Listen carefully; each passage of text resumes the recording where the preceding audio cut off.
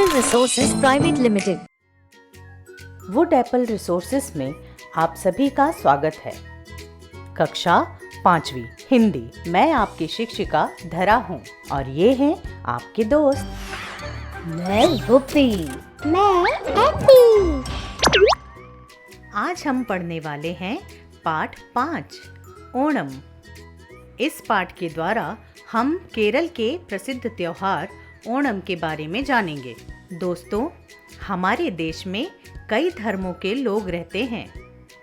सभी धर्मों के अपने अलग अलग रीति रिवाज और परंपराएं हैं। सभी धर्मों में अलग अलग तरह के त्योहार मनाए जाते हैं जो हमारी संस्कृति की विशेषता बताते हैं। इन त्योहारों में केरल का प्रसिद्ध त्योहार ओणम भी है। आइए जानें उसके रीति रिवाज के बारे में। ओणम त्योहार को किसानों का प्रमुख त्योहार माना जाता है।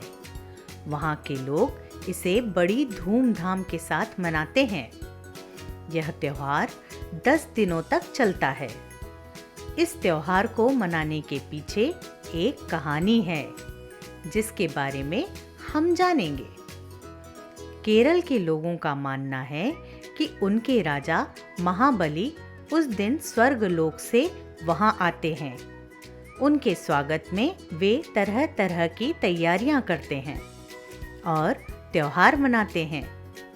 महाबली असुर राजा हिरण्यकश्यप के वंशज और भक्त प्रहलाद के पोते थे। महाबली विष्णु जी के भक्त थे।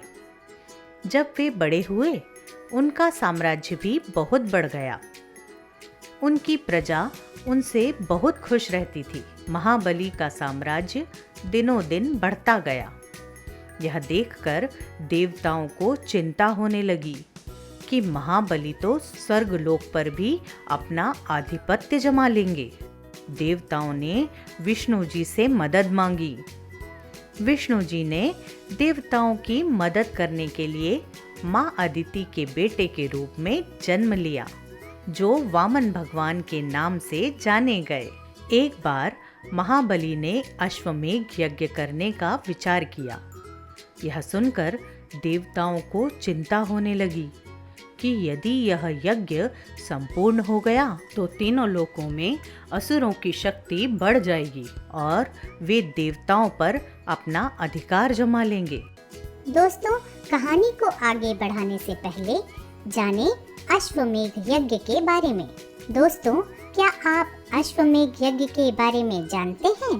पुराने समय में राजा संपूर्ण भूमंडल का राजा बनने के लिए अश्वमेघ यज्ञ करते थे। इसमें घोड़े के मस्तक पर विजय तिलक लगाकर उसके पीछे सेना छोड़कर समस्त भूमंडल पर छोड़ दिया जाता था। जहाँ जहाँ घोड़ा जाता था वहाँ तक की भूमि उस राजा की हो जाती थी।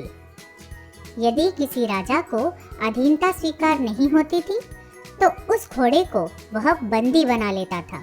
फिर उस राजा के साथ अश्वमेघ करने वाले राजा का युद्ध होता था।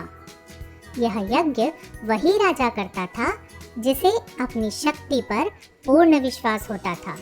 अब आगे देखते हैं महाबली ने यज्ञ में क्या घोषणा की। अब देखें आगे क्या हुआ। उधर महाबली ने यह घोषणा की कि इस यज्ञ में जो कोई उनसे कुछ मांगेगा उसे वह अवश्य दिया जाएगा। यह सुनकर वामन उस यज्ञ में आते हैं और महाबली से 3 पग भूमि मांगते हैं। यह सुनकर महाबली के गुरु उनसे भूमि देने को मना करते हैं, लेकिन महाबली अपने वचन की खातिर वामन भगवान को 3 पग भूमि देने को तैयार हो जाते हैं। वामन भगवान पहले पग में सारी पृथ्वी, दूसरे पग में आकाश और जैसे ही तीसरा पग रखने को तैयार होते हैं, महाबली अपना सिर आगे कर देते हैं। सिर पर पैर पड़ते ही महाबली पाताल लोक में चले जाते हैं। वामन उनसे उनकी एक इच्छा पूछते हैं। यह सुनकर महाबली कहते हैं कि वर्ष में एक बार मुझे अपनी प्रजा से मिलने के लिए धरती पर आने की अनुमति दी जाए। इसीलिए हर वर्ष महाबली धरती पर आते हैं और उनके स्वागत में हर वर्ष श्रावण के महीने में यह त्योहार मनाया जाता है। ओणम के दिन सभी घरों की सजावट कर रंगोली बनाई जाती है। विष्णु जी और महाबली की प्रतिमाएं तैयार की जाती हैं। सभी लोग इस दिन की प्रतीक्षा करते हैं, नए वस्त्र पहनते हैं, मंदिरों में उत्सव होते हैं, नौका दौड़ का आयोजन किया जाता है, हाथियों का जुलूस निकलता है, गरीबों को दान दिया जाता है, महिलाएं सफ़ेद साड़ी पहनकर बालों में वेणी लगाकर नृत्य करती हैं।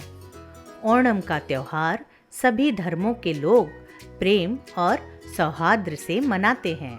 तो बच्चों, इस पाठ से आपने जाना कि ओणम का त्योहार क्यों और कैसे मनाया जाता है तथा केरल की क्या क्या परंपराएं हैं। व्याकरण, तत्सम और तद्भव शब्द। शब्दों को पढ़ो और समझो। जिह्वा, जीभ। दुग्ध, दूध। पक्षी, पंछी। काक, कौवा। सप्त, सात। ये शब्द पढ़ने में अलग हैं, लेकिन इनका अर्थ समान है। क्या आप बता सकते हैं ये कौन से शब्द हैं? आइए जानते हैं। आओ बच्चों, अब हम जानें तत्सम और तद्भव शब्दों के बारे में।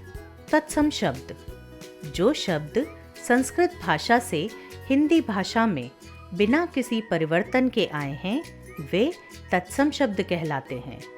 जैसे जिह्वा, दुग्ध, पक्षी आदि। तद्भव शब्द, जो शब्द संस्कृत भाषा से थोड़े बदलाव के साथ हिंदी भाषा में आए हैं, वे तद्भव शब्द कहलाते हैं। जैसे जीभ, दूध आदि। कुछ अन्य तत्सम और तद्भव शब्द। तत्सम शब्द ग्राम, तद्भव शब्द गांव, तत्सम शब्द वानर, तद्भव शब्द बंदर, तत्सम शब्द मुख, तद्भव शब्द मुंह, तत्सम शब्द अश्रु, तद्भव शब्द आंसू, तत्सम शब्द घट, तद्भव शब्द घड़ा, तत्सम शब्द मस्तक, तद्भव शब्द माथा। बच्चों, आप विराम चिन्हों के बारे में पिछली कक्षा में पढ़ चुके हैं। आइए एक बार पुनः समझते हैं। विराम का अर्थ होता है रुकना। लगातार कार्य करने पर हम थक जाते हैं, तब हमें थोड़ी देर रुकना पड़ता है।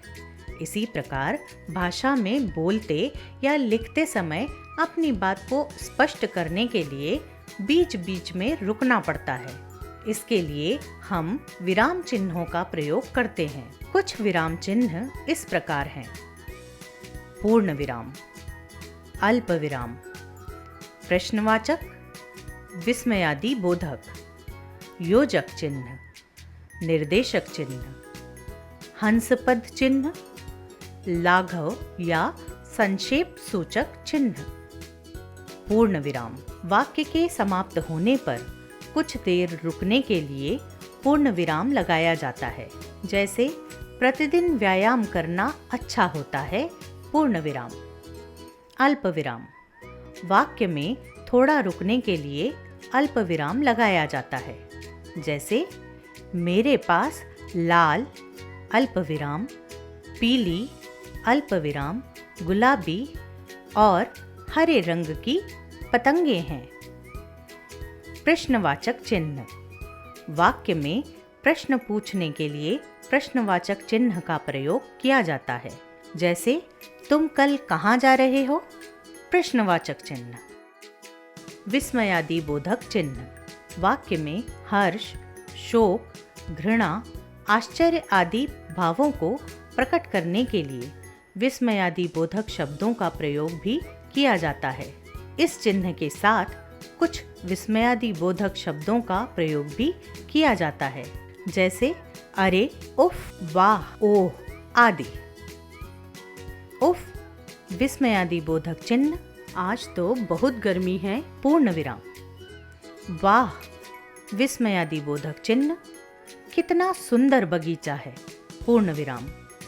अरे, विस्मयादिबोधक चिन्ह, इस चिड़िया को क्या हो गया, प्रश्नवाचक चिन्ह।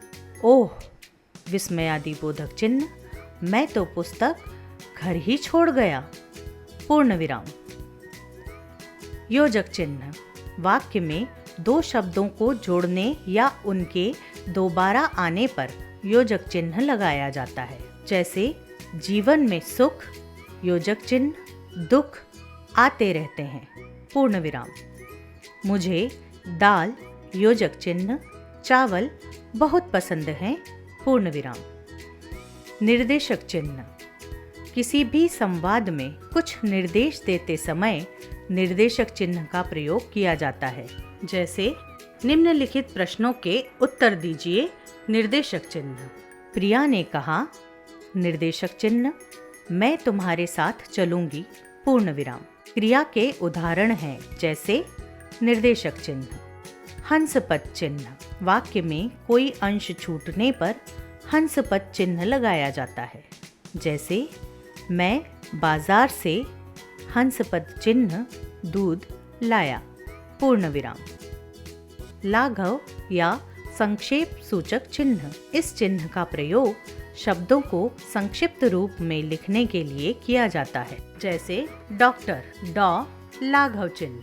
प्रोफेसर, प्रो लाघव चिन्ह। उत्तर, उ लाघव चिन्ह। प्रश्न, प्र लाघव चिन्ह। तो बच्चों, आपने जाना विराम चिन्हों के बारे में। हम ऐसे ही मिलते रहेंगे। वुड एप्पल रिसोर्सेज से जुड़ने के लिए धन्यवाद।